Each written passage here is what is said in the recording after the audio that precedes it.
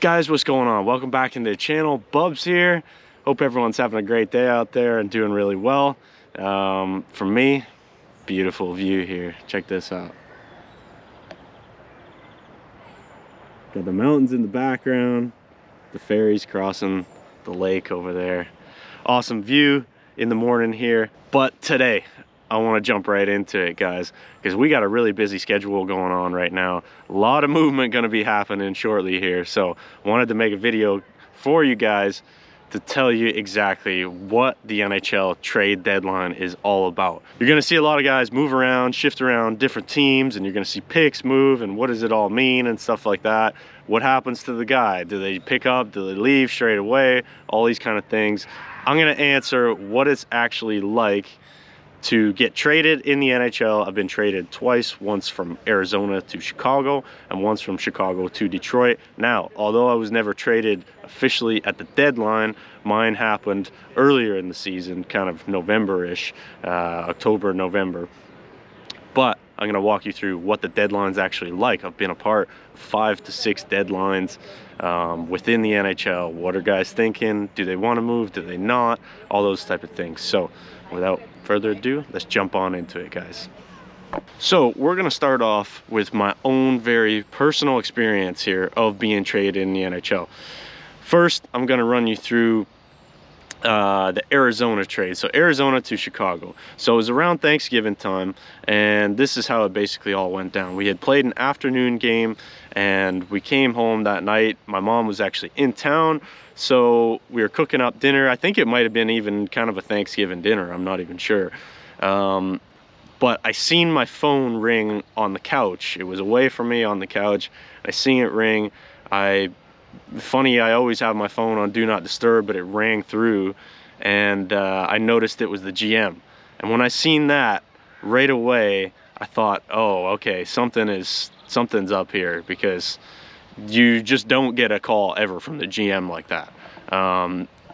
Coaches, maybe they get a hold of you, but usually they would text you beforehand and say, hey, let me know when you got time to chat or something like that, whether, you know, maybe you're in or out of the lineup, or I don't know, they just seen a play or something. You know, I've had in my time, even Rick Talker, he was a big communicator. He would always text me and stuff like that. So there's no real problem. But when the GM gets a hold of you and calls you out of the blue like that, especially after the game, you're thinking, okay, something's up here.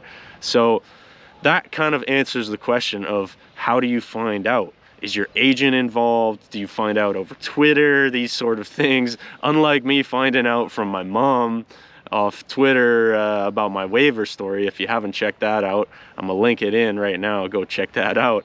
That's a good one. But most of the time, I would say that guys will find out from the GM. The GM gives them a call and say, hey, we've made a trade. This is initially, you know, maybe they're still working out all the details.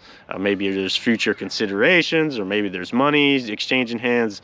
I don't really know. But in the circumstance of my trade, he told me, hey, we've made a trade. And then once he said those words, I was like, it felt like 5 minutes in my head where I was like, where am I going? Where am I going? And then he said, we made the trade with Chicago. And when I heard that, I was like, oh my God, this is going to be unreal. At that time, still Jonathan Toews, Patrick Kane, Duncan Keith, Seabrook, you go down the list of guys they had. And us in Arizona at that time, we weren't really doing too well. So I thought, like, this will be a great chance there.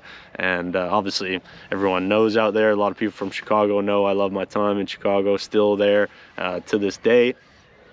But that's kind of how it goes down as far as who makes the the first call. The GM will get a hold of you. Your agent somewhat knows, but even the agent is in the dark a lot of times about all that stuff. I've had multiple agents where they told me, you know, maybe you're a part of a trade, we don't really know yet, and they're more just checking Twitter, to be honest. It all comes down to the team, and the team calls you and says, this is what's happening, this is where you're going. And from there, the GM will tell you. So at that time, it was John Chaika, the guy who's in the thumbnail.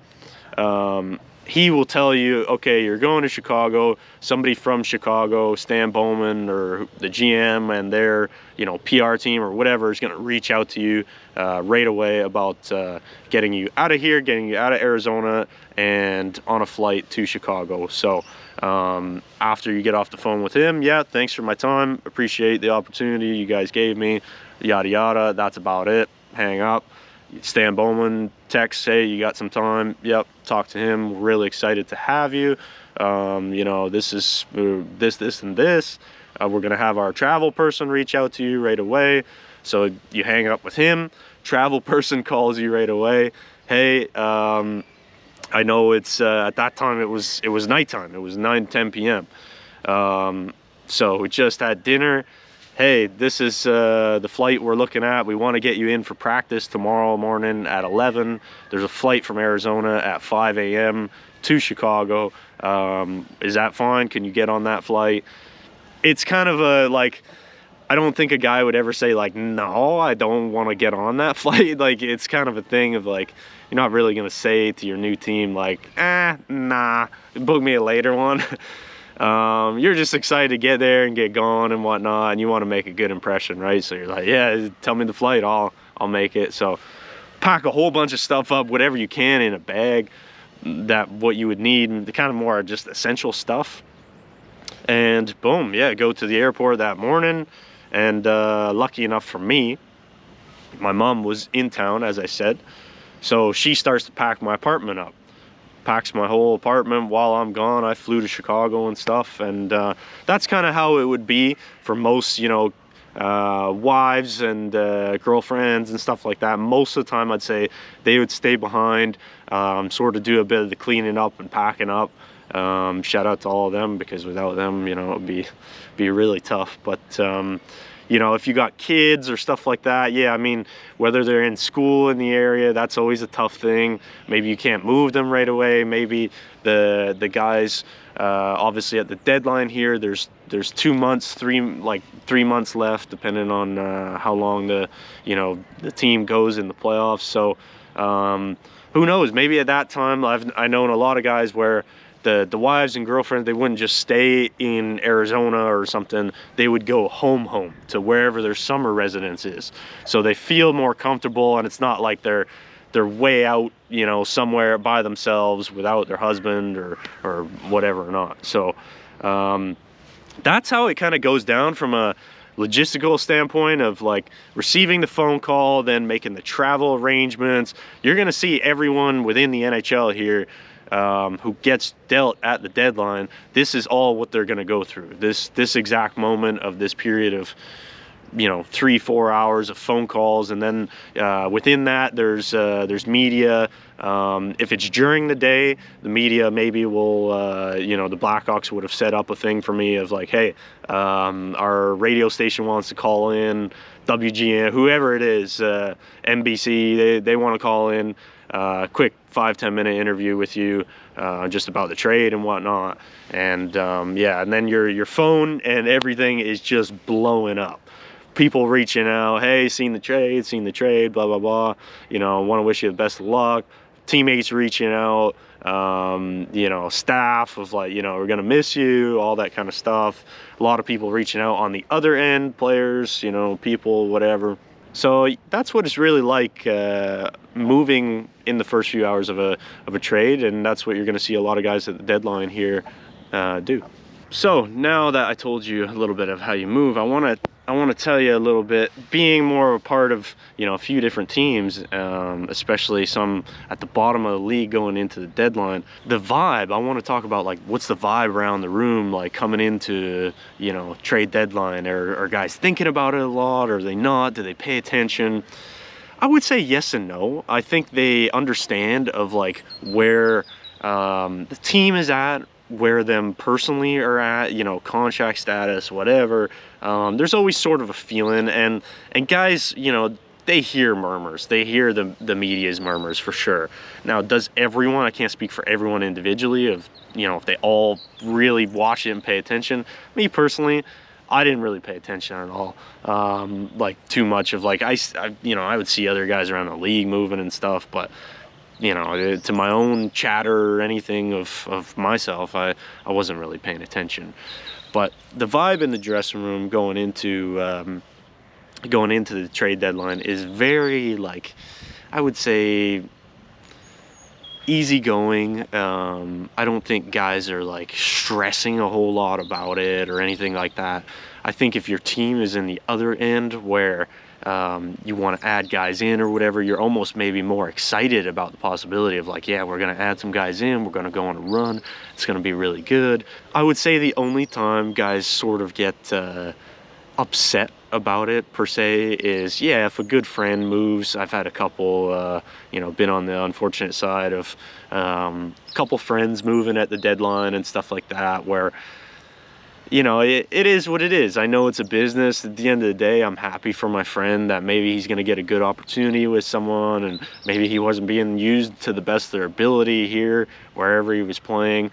But at the same time, you know, it sucks not if you're really close with that person, for your own personal benefit of not having them around anymore, not spending time with them and whatnot, because you build up these relationships with people over time, and then it's like, boom, gone. And, you know, I've gone years and years without, you know, seeing that person again. So, which really sucks, you know, when you build up a real strong friendship with someone. I will say one thing here I remember being in Buffalo just quickly at the deadline, and Dave Tippett said, not really giving us, we'd play the next day, and it wasn't a day off, but he said, you know what, we're going to go out there and we're just going to play 3-on-3 scrimmage. And the coaches didn't even come on the ice. They're like, kind of just like, almost like a captain's practice, just run it. And they were kind of in the war room, so to speak, hammering down some deals and whatnot. So we were all kind of out there on the ice thinking, like, oh, yeah, who's going, who's not, and whatnot. But you know, that's what it shows, like a good guy like Tip. Like, he always kept it light, and you know, always kept it a lot of fun for guys of like, we're not gonna, you know, do a hard team practice on a day like that where potentially you guys are shuffling around and moving. Just go out, have some fun out there, and take it light. So that's what I would say the mood is kind of like. Now what I want to talk about is what it's like walking into a new dressing room. Okay, there's been the trade I've talked about. John Chaika calls me, hey, you're going to Chicago. This is what's coming up next. You know, get the call from Stan Bowman, fly on my flight, 5 a.m., land in Chicago, straight to practice, basically. This is what it's like walking into a new dressing room. You're excited, you're a little bit, I don't even want to say nervous, but I think there's always a little bit of that new school feeling of you don't know anyone. Maybe you do, maybe you know, you have some friends there or whatever. For me at that time, I didn't really know anyone in Chicago. I was coming over with Stromer, Dylan Strome, who's now in Washington, so shout out to Stromer. But so we knew each other, which was great. He had a real best buddy there, DeBrincat, which obviously you link up with right away, and that helps so much. Even playing wise, like, it helps so much to get into, get straight into the lineup, feel comfortable with someone you've already played with in the past, know their game, they know your game. Like, that stuff all matters. You can really gel and click off the bat. Whereas, for myself, I didn't know anyone in there aside from Stromer, and you don't really know, like, where guys are going on the ice, their style of play, their game. So it's kind of hard enough, really, like, when you get thrown into a new dressing room, meeting all the guys and whatnot, and learning the systems, because every team's system is a little bit different. They all somewhat do something similar, but you're trying to kind of learn the systems and play within, what the new coach would want here. But at the same time, it's tough to not be a robot out there and to really just go and play hockey and not worry about the systems and stuff like that. You want to obviously come in and help the team, but yeah, that stuff all matters. So I would say that's one thing to watch here with the deadline moves of who fits in right away. If they bring success off the bat, who knows? Maybe they know someone there, maybe they're comfortable there, maybe they played there prior, or they know the coach prior, or know different players. And the ones who sort of struggle, I would say maybe there isn't, that instant chemistry off the bat, which is a big thing. And I'm not gonna lie, guys, every time I've moved, it's taken a month or so to like get going, to learn the area. You know, right when like I got there to Chicago, they move you into a hotel. So I was into a hotel for a long period of time. You know, you're not really comfy in an apartment and cozy and stuff. You're hotel living. Maybe it's like a longer stay duration hotel where they have like kitchen set up, things like that. I think in Chicago, I was at the Residence Inn off Walton Street, which is like a longer stay hotel. So it's not like you're like, you know, I always enjoyed that and stuff, but some guys want to get into an apartment right away. They want to move into an apartment, you know, feel comfy. Maybe they bring their family in right away. They want their kids there. That brings comfort level, all those kind of things. So guys, now I'm gonna answer some questions. I put out a couple polls there across YouTube and Instagram and things like that. And gonna answer some questions here about what you guys want to know about the deadline. So question number one: how fast does a player move? What happens behind the scenes? So I sort of already explained that, where it's like, boom, it's right away. Get a call from the GM. Okay, then the other team of the other GM calls me. Yeah, you're gonna leave next morning, 5 a.m. Boom, boom, boom.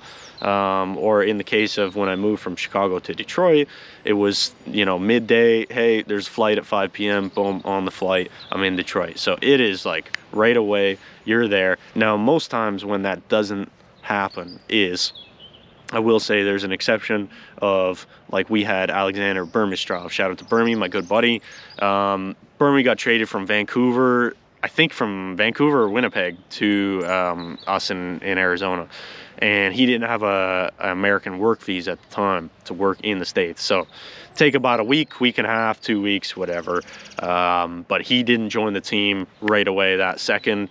They had to get him a work visa. So that's what I would say to that. Somebody asked here, why do some trades work out and others flop? Well, it could be a variety of different reasons, guys. As I mentioned there, it's tough. It's not, you have to imagine someone coming, okay, you're working a regular 9-to-5 business job.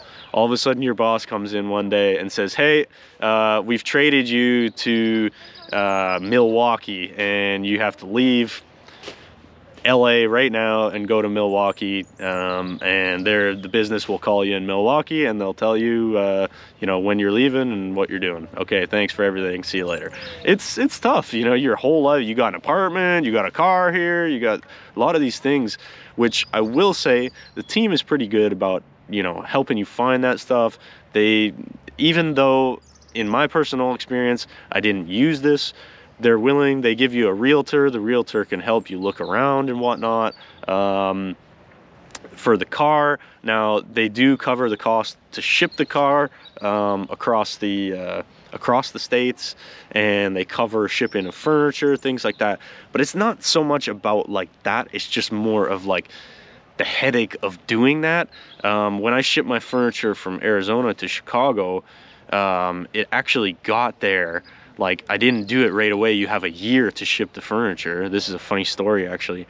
I got there my second season, and I decided, okay, I'm gonna ship my furniture across from Arizona early September around training camp.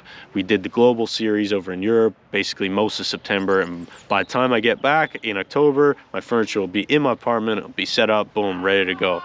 Furniture never got there. It was like more than a month or two late, and it ended up being delivered on the same day that I got traded from Chicago to Detroit. So my furniture got shipped from Arizona to Chicago, arrived as I was getting traded to another team, and left right away.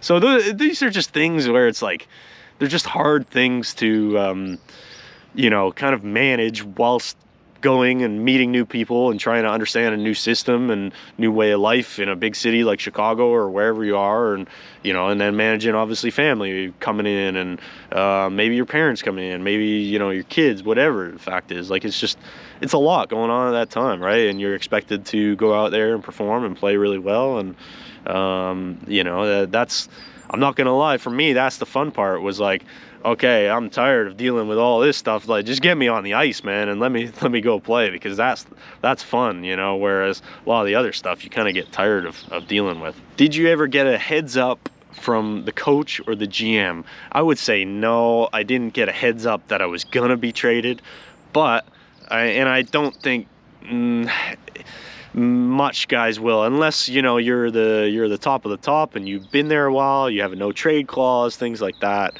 I would say, okay, yeah, there's a bit more of a heads up, but I would say for majority of the guys out there, it's going to be one phone call, okay, you're traded, and that's it.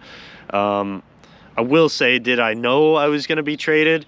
No, but I had a feeling actually that something was going to happen around our team. We were really struggling at that point coming into December there, and for me personally, I was very excited, put it that way, for a fresh start. So I didn't ask for anything at that point with Arizona or anything like that, and I didn't really know, but when it happened, it happened. So I have a question here. Are players really just assets, or is there more of a personal impact? Yeah, obviously everything I've described today, guys, like there's, we're all human here, right? So for anyone to get comfortable in one location and then boom, uproot, completely move their whole life, their whole family, to somewhere else, it's both exciting, but at the same time, it's tough too. Again, yeah, you might be going in there not knowing someone or anyone on the team.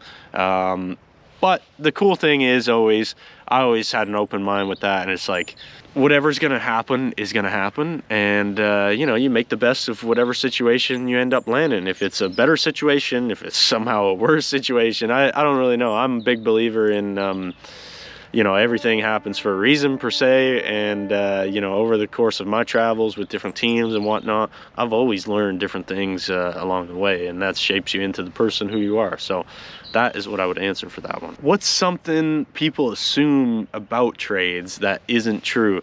Ooh, I don't really know. I would say probably just how much like the media and stuff affects someone. Just talking from my own personal experience, on the second trade of mine, when I moved from Chicago to Detroit, my agent was sort of working out a deal with Stan to move me. Basically, we weren't really happy with the setup of, potentially how it was going to be, played and whatnot there, being an extra man and stuff. And it's like, okay, well, let's get a different opportunity somewhere else. This is another kind of funny story, actually, because it's like, okay, yeah, they're gonna, Stan has agreed, like, no problem, he'll move you and stuff, and they'll start looking for something for you out of respect for me, which was awesome, and I really appreciate that. And somehow a rumor broke. Bob McKenzie had put this out there, tweeted it out there, that I was looking to get out or whatever. And then the next day, the media, like, I showed up after practice and there was probably 25 people there trying to interview me. And I didn't even really know that, like, that had kind of gone on. And they kind of asked, like, oh yeah, Bob McKenzie tweeted that, you're looking to kind of get out or whatever. And at that time, Stan hadn't talked to me, my agent hadn't talked to me in that regard, as far as like what to say, what not to say. So I was like, yeah, I wasn't gonna lie. I was like, yeah, I mean, right now, obviously, extra guy, not really playing around here and stuff. I'd like to be more involved and whatnot. I don't really know exactly, what I said, but it was along those lines, and basically saying like, yeah, we're probably looking for something. And so then my agent had come back and said, oh yeah, you shouldn't have said that, because now people know that you're trying to get out, and maybe they're going to offer Chicago a worse deal, and maybe they won't get as good as a deal because they know you want out or something like that. When in reality, like, nobody said anything to me, nobody said not to say nothing or whatever. So that's something that can happen too, which I thought is a pretty funny story you guys would like. So last question that I have here today: do players joke about getting traded in the locker room, or is it serious? Is there tension in the locker room?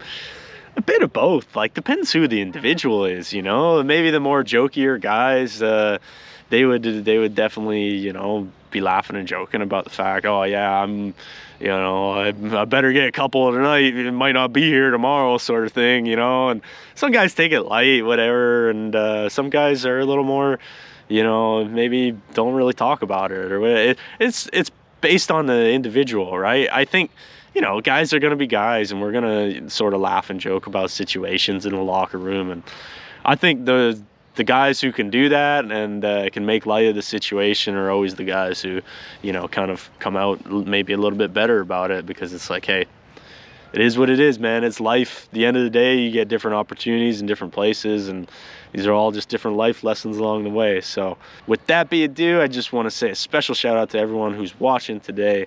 We're going to have some more videos coming here every week. And if you're new here, my name's Brendan Perlini, played in the NHL for 6 seasons with a bunch of different teams, Edmonton Oilers, Coyotes, Detroit Red Wings, to name a few. Go ahead and hit that subscribe button for me. Really helps me out a lot. And I just want to let you guys know too that I'm giving a signed stick away from my NHL career once we hit 20K subscribers. We haven't really moved too much recently, but if you hit that subscribe button for me, hopefully this goes out to a lot of new people.